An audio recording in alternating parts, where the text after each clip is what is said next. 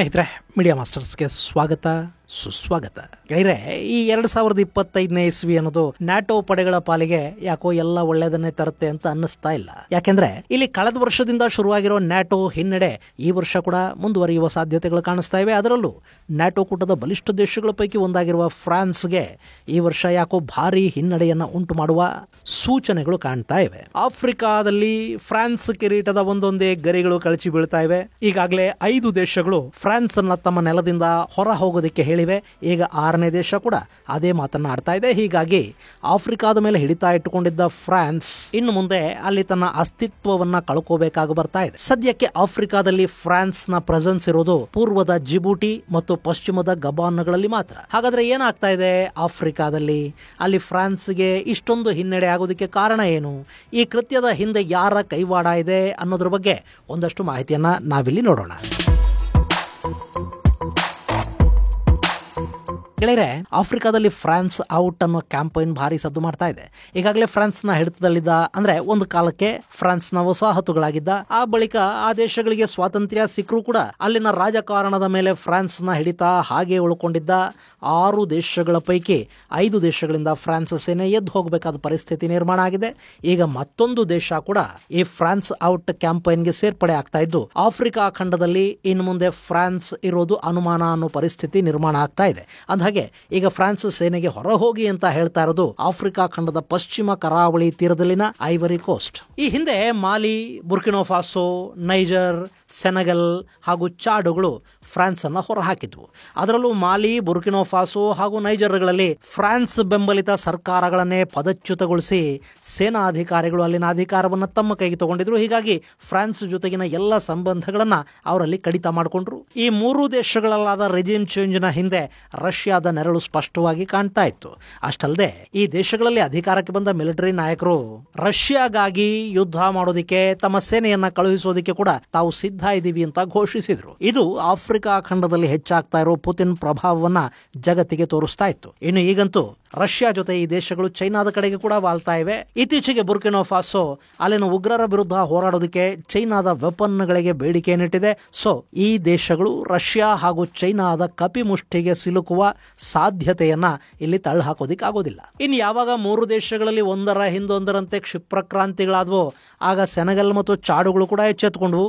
ನಾವು ಕೂಡ ಫ್ರಾನ್ಸ್ ನೆರಳಲ್ಲೇ ಇದ್ರೆ ಇಲ್ಲಿ ಕೂಡ ರಷ್ಯಾ ಬೆಂಬಲಿಗರು ಕ್ಷಿಪ್ರಕ್ರಾಂತಿಯನ್ನ ಮಾಡಿಸಿ ಬಿಡುವ ಸಾಧ್ಯತೆ ಇರುತ್ತೆ. ಹೀಗಾಗಿ ಅನಾಹುತಗಳಾಗೋದಿಕ್ಕೂ ಮೊದಲೇ ಫ್ರಾನ್ಸ್ ಸೇನೆಯನ್ನ ಇಲ್ಲಿಂದ ಕಳುಹಿಸಿ ಬಿಟ್ರೆ ರಷ್ಯಾ ನಮ್ಮ ತಂಟೆಗೆ ಬರೋದಿಲ್ಲ ಅನ್ನೋ ನಿರ್ಧಾರಕ್ಕೆ ಈ ದೇಶಗಳು ಬಂದಂತೆ ಕಾಣ್ತಾ ಇದೆ. ಹೀಗಾಗಿನೇ ಈ 2 ದೇಶಗಳು ಫ್ರಾನ್ಸ್ ಸೇನೆಯನ್ನ ಹಿಂತೆಗೆದುಕೊಳ್ಳಿ ಅಂತ ಹೇಳ್ತಾ ಇವೆ. ಇನ್ನು ಈಗ ಐವರಿ ಕೋಸ್ಟ್ ಕೂಡ ಇದೇ ಹಾದಿಯಲ್ಲಿ ನಡೀತಾ ಇದೆ. ಈ ಮೂಲಕ ಪಶ್ಚಿಮ ಆಫ್ರಿಕಾದಲ್ಲಿ ಬಹುತೇಕ ಫ್ರಾನ್ಸ್ ತನ್ನ ಅಸ್ತಿತ್ವವನ್ನ ಕಳ್ಕೊಂಡಂತಾಗ್ತಾ ಇದೆ.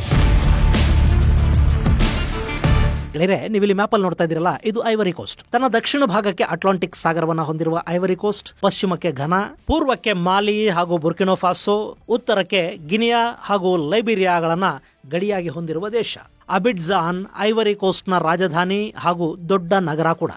ಇದು 3,22,462 ಚದುರ ಕಿಲೋಮೀಟರ್ನಷ್ಟು ವಿಸ್ತೀರ್ಣವನ್ನು ಹೊಂದಿದ್ದು, ಇಲ್ಲಿ ಸರಿಸುಮಾರು 3,15,00,000 ಜನ ವಾಸ ಮಾಡ್ತಾರೆ. ಅದರಲ್ಲಿ 42.5% ಮುಸ್ಲಿಮರಿದ್ದಾರೆ, 39.8% ಕ್ರೈಸ್ತರಿದ್ದಾರೆ. ಹಾಗೆ ತಾವು ಯಾವುದೇ ಮತಧರ್ಮಕ್ಕೆ ಸೇರಿಲ್ಲ ಅನ್ನುವವರ ಸಂಖ್ಯೆ ಕೂಡ ಇಲ್ಲಿ 12.6ರಷ್ಟಿದೆ. ಇನ್ನು 2.2ರಷ್ಟು ಜನ ಬುಡಕಟ್ಟು ಸಂಪ್ರದಾಯಗಳನ್ನು ಪಾಲಿಸ್ತಾ ಇದ್ದಾರೆ. ಇದು ಪ್ರೆಸಿಡೆನ್ಷಿಯಲ್ ರಿಪಬ್ಲಿಕ್ ಆಗಿದ್ದು ಅಧ್ಯಕ್ಷರು ಸರ್ಕಾರದ ಮುಖ್ಯಸ್ಥರಾಗಿರ್ತಾರೆ. ಇಂಥ ಐವರಿ ಕೋಸ್ಟ್ ರೋಮ್ ಸಾಮ್ರಾಜ್ಯದ ಕಾಲದಿಂದ ಕೂಡ ಈ ಭಾಗದಲ್ಲಿ ಸಾಕಷ್ಟು ಪ್ರಾಮುಖ್ಯತೆಯನ್ನು ಪಡ್ಕೊಂಡಿತ್ತು. ರೋಮ್ ಸಾಮ್ರಾಜ್ಯದ ಕಾಲದಲ್ಲೇ ಇಲ್ಲಿನ ವ್ಯಾಪಾರಸ್ಥರು ದೊಡ್ಡ ದೊಡ್ಡ ಸಾರ್ಥಗಳನ್ನು ಮಾಡ್ತಾ ಇದ್ರು. ಕ್ಯಾರವಾನ್ಗಳ ಮೂಲಕ ಒಂದು ಕಡೆಯಿಂದ ಮತ್ತೊಂದು ಕಡೆಗಳಿಗೆ ಹೋಗ್ತಾ ಇದ್ರು. ಇಲ್ಲಿನ ಉಪ್ಪು, ಚಿನ್ನ ಹಾಗೂ ಗುಲಾಮರನ್ನ ಖರೀದಿ ಮಾಡೋದಕ್ಕೆ ರೋಮ್ನಿಂದ ವ್ಯಾಪಾರಿಗಳು ಕೂಡ ಇಲ್ಲಿಗೆ ಬರ್ತಾ ಇದ್ರು ಅನ್ನೋದಕ್ಕೆ ಸಾಕಷ್ಟು ದಾಖಲೆಗಳು ಸಿಕ್ಕಿವೆ. ಮೊದಲಿಗೆ ಇಲ್ಲಿ ಬಾರ್ಬರ್ ಜನಾಂಗ ನೆಲೆಸಿದ್ರು. ಆ ಬಳಿಕ ಇಸ್ಲಾಂನ ಹರಡುವಿಕೆ ಶುರುವಾದ ನಂತರ ಇದು ಸುಡಾನ್ ಸಾಮ್ರಾಜ್ಯದ ಕೈಗೆ ಸಿಕ್ತು.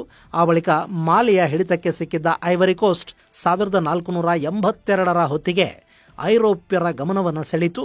ಆ ಸಂದರ್ಭದಲ್ಲಿ ಪೋರ್ಚುಗೀಸ್ ನಾವಿಕರು ಹಾಗೂ ಅನ್ವೇಷಕರು ಈ ಐವರಿ ಕೋಸ್ಟ್ಗೆ ಬಂದರು.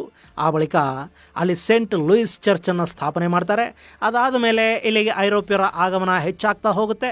1688 ಹೊತ್ತಿಗೆ ಇಲ್ಲಿ ಫ್ರಾನ್ಸ್ ಮಿಷನರಿ ಆಕ್ಟಿವಿಟಿಗಳನ್ನು ಹೆಚ್ಚು ಮಾಡುತ್ತೆ. ಅದಾದ ಮೇಲೆ ದೇಶ ಸಂಪೂರ್ಣವಾಗಿ ಫ್ರಾನ್ಸ್ನ ಹಿಡಿತಕ್ಕೆ ಸಿಗ್ತಾ ಹೋಗುತ್ತೆ. ಆದರೆ ಅಲ್ಲಿ ಫ್ರಾನ್ಸ್ ಯಾವುದೇ ರೀತಿಯ ಹಕ್ಕನ್ನು ಪ್ರತಿಪಾದಿಸಿರಲಿಲ್ಲ. ಅವರು ಕೇವಲ ವ್ಯಾಪಾರವನ್ನಷ್ಟೇ ಮಾಡ್ತಾ ಇದ್ರು. ಮುಂದೆ 19ನೇ ಶತಮಾನದ ಮಧ್ಯಭಾಗದಲ್ಲಿ ಫ್ರಾನ್ಸ್ ಈ ಐವರಿ ಕೋಸ್ಟ್ ಮೇಲೆ ತನ್ನ ಸಾರ್ವಭೌಮತ್ವವನ್ನು ಸ್ಥಾಪಿಸೋದಕ್ಕೆ ಮುಂದಾಯಿತು. 1980ರಿಂದ ಇಲ್ಲಿ ಫ್ರೆಂಚರ ಆಳ್ವಿಕೆ ಶುರುವಾಯಿತು. ಅದು 1958ರವರೆಗೆ ಮುಂದುವರಿತು. 58ರ ಡಿಸೆಂಬರ್ 4ನೇ ತಾರೀಕು ಐವರಿ ಕೋಸ್ಟ್ಗೆ ಸ್ವಾತಂತ್ರ್ಯ ಸಿಕ್ತು. ಅದಾದ ಮೇಲೆ 1960ರಲ್ಲಿ ಆಗಸ್ಟ್ 7ನೇ ತಾರೀಕು ಐವರಿ ಕೋಸ್ಟ್ ಸಂಪೂರ್ಣವಾಗಿ ಫ್ರಾನ್ಸ್ನಿಂದ ಸ್ವತಂತ್ರವನ್ನು ಪಡ್ಕೊಂಡು ರಿಪಬ್ಲಿಕ್ ಅಂತ ಘೋಷಣೆ ಮಾಡಿಕೊಳ್ತು. ಇನ್ನು ಈ ಐವರಿ ಕೋಸ್ಟ್ ಇದೆಯಲ್ಲ, ಇದು ಪಶ್ಚಿಮ ಆಫ್ರಿಕಾದಲ್ಲಿ ಸುಭದ್ರ ಆರ್ಥಿಕತೆಯನ್ನು ಹೊಂದಿದ್ದ ದೇಶ. 1960ರಿಂದ 70ರ ದಶಕದಲ್ಲಿ ಈ ದೇಶ ಇಲ್ಲಿನ ಇನ್ನಿತರೆ ಎಲ್ಲ ದೇಶಗಳಿಗಿಂತ ತುಂಬಾನೇ ಮುಂದಿತ್ತು.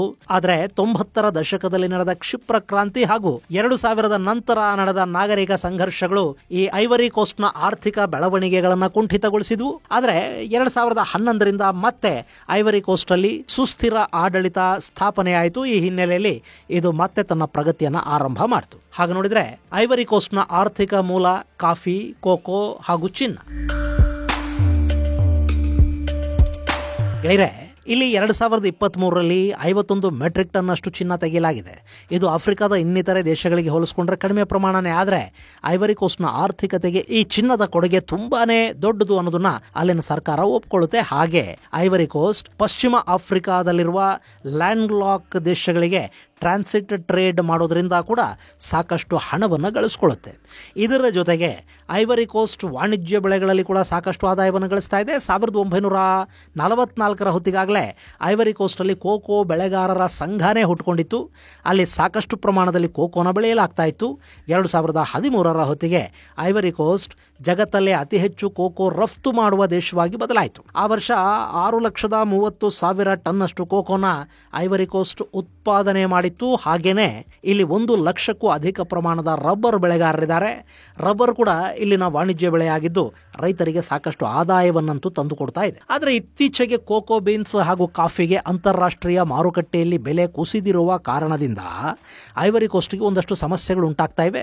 ಇಷ್ಟಾದರೂ ಅಲ್ಲಿನ ಸರ್ಕಾರ ಈಗ ಫ್ರಾನ್ಸ್ ಅಲ್ಲಿಂದ ಹೊರಗೆ ಹೋಗಲಿ ಅಂತ ಬಯಸ್ತಾ ಇದೆ. ಅದಕ್ಕೆ ಅವರು ಕೊಡ್ತಿರೋ ಕಾರಣ ನಮ್ಮ ದೇಶದ ಸೇನೆಯ ಮಾಡರ್ನೈಸೇಷನ್ ಮುಗಿದು ಹೋಗಿದೆ. ಇನ್ನು ಮುಂದೆ ನಮ್ಮ ದೇಶವನ್ನ ನಮ್ಮದೇ ಸೇನೆ ಕಾಯುವಷ್ಟು ಬಲಿಷ್ಠವಾಗಿದೆ. ನಮಗೂ ಒಂದಷ್ಟು ಮೆಚುರಿಟಿ ಬಂದಿದೆ. ಹೀಗಾಗಿ ನಮಗೆ ಫ್ರಾನ್ಸ್ ಸೇನೆಯ ಅವಶ್ಯಕತೆ ಇಲ್ಲ.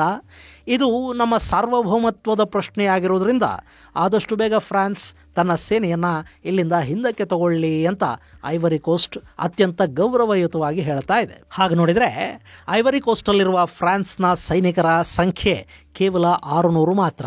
ಆದರೆ ಅಲ್ಲಿ ಫ್ರೆಂಚ್ ಸೇನೆಯ ಪ್ರೆಸೆನ್ಸ್ ಇದ್ರೆ ಐವರಿ ಕೋಸ್ಟ್ ಸೇನೆ ಏನಾದರೂ ದಂಗೆ ಏಳಬಹುದು, ಅಲ್ಲಿ ಕ್ಷಿಪ್ರ ಕ್ರಾಂತಿ ಕೂಡ ನಡೆಯಬಹುದು ಅನ್ನೋ ಭಯದಲ್ಲಿ ಅಲ್ಲಿನ ಸರ್ಕಾರ ಈ ನಿರ್ಧಾರವನ್ನು ಕೈಗೊಳ್ತಾ ಇದೆ.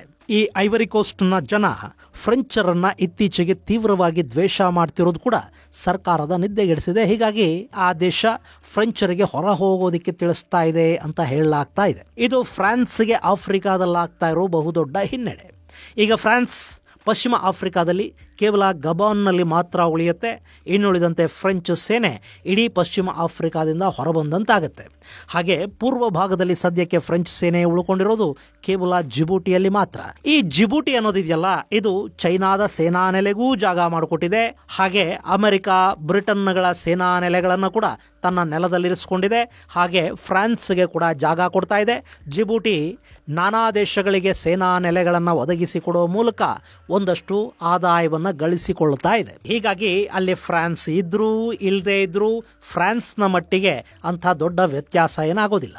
ಒಟ್ಟಲ್ಲಿ 2022ರಲ್ಲಿ ರಷ್ಯಾ ಯುಕ್ರೇನ್ ನಡುವೆ ಯುದ್ಧ ಆರಂಭ ಆದ ನಂತರ ನ್ಯಾಟೋ ದೇಶಗಳು ರಷ್ಯಾದ ವಿರುದ್ಧ ಸೇಡಿಗೆ ಬಿದ್ದ ಕಾರಣ ಪುತಿನ್ ಆಫ್ರಿಕಾದಲ್ಲಿ ಒಂದು ದೊಡ್ಡ ಗೇಮ್ ಅನ್ನ ಆಡೋದಕ್ಕೆ ಶುರು ಮಾಡಿದ್ರು. ಸದ್ಯಕ್ಕೆ ಆ ಆಟದಲ್ಲಿ ರಷ್ಯಾದ ಬಲ ಹೆಚ್ಚಾಗಿದೆ, ಅವರ ಕೈ ಮೇಲಾಗಿದೆ. ಇದು ಮುಂದಿನ ದಿನಗಳಲ್ಲಿ ಏನೆಲ್ಲ ಸಮಸ್ಯೆಗಳನ್ನು ಉಂಟು ಮಾಡುತ್ತೆ ಬಡ ಆಫ್ರಿಕಾ ದೇಶಗಳು ಯಾರ್ಯಾರ ನಡುವೆ ಹಂಚಿ ಹೋಗುತ್ತವೆ ಅನ್ನೋದನ್ನು ಕಾದು ನೋಡಬೇಕು. ಇದು ಗೆಳೆಯರೆ, ಐವರಿ ಕೋಸ್ಟ್ನಿಂದ ಫ್ರೆಂಚ್ ಸೇನೆ ಹೊರ ಹೋಗ್ತಾ ಇರೋದರ ಕುರಿತಾದ ಒಂದಷ್ಟು ಮಾಹಿತಿ. ಮುಂದಿನ ಸಂಚಿಕೆಯಲ್ಲಿ ಮತ್ತಷ್ಟು ವಿಶೇಷಗಳ ಜೊತೆ ಮತ್ತೆ ಭೇಟಿಯಾಗೋಣ. ಅಲ್ಲಿವರೆಗೆ ಜೈ ಹಿಂದ್, ಜೈ ಕರ್ನಾಟಕ.